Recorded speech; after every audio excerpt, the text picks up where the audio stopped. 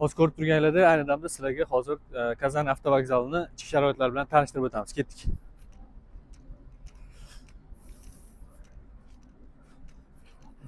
Bu hozir biza kirib kelayotgan joyimiz avtovokzalning orqa tomoni bo'ladi. Chunki hozir biz avtobusimizdan tushib bu yoqqa kelganimiz uchun orqa tomondan mana sizlarga ko'rsatamiz.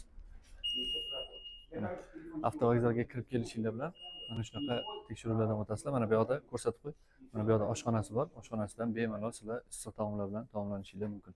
Mana bu yoqda kutish zallari bor. Kutish zallarida hamma sharoitlar yaratilgan. Sizlar uchun hamma sharoitlar bor. Yo'lovchilarimiz bor, nozirlar o'tirishibdi. Mana bu yoqda kassalarimiz bor. Bemalol o'sha kassalarimizdan chiptalarni xarid qilib, aynan mana shu joydan Kazan Toshkent yo'nalishi bo'yicha avtobuslarda aynan shu avtovokzaldan yo'lga chiqishinglar mumkin bo'ladi. Hamma sharoitlari bor. Agarda hostelda yotar joy kerak bo'ladigan bo'lsa ham, u narsa bo'yicha ham barcha sharoitlari yaratilgan. Ketdik.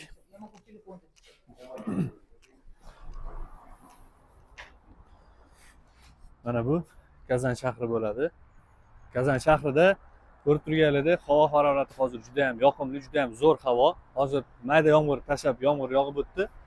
Mana avtovokzalimiz shaharni kartadan ko'rishingiz mumkin. Shaharni kirib kelish joyidagi Yujniy avtovokzaldan, ya'ni janubiy avtovokzaldan farq qilgan holatda shaharni narigi burchagida, ya'ni o'sha kirib kelgan joydan narigi burchagida avtovokzalimiz joylashgan. Mana shu joydan bemalol kirib kelasizlar. Mana bu yoqqa o'tgan. Mana ko'rishingiz mumkin. Kazanskiy avtovokzal 3 qavatdan iborat bo'lgan mana shu binoda siz aynan Kazan Toshkent yo'nalishi bo'yicha qatnovingizni amalga oshirishingiz mumkin bo'ladi. Mana bemalol mana shu joydan kirasiz. Hamma sharoitlari, chiptaxonalari, hamma narsalari, issiq ovqatlari, barcha sharoitlar yaratilgan.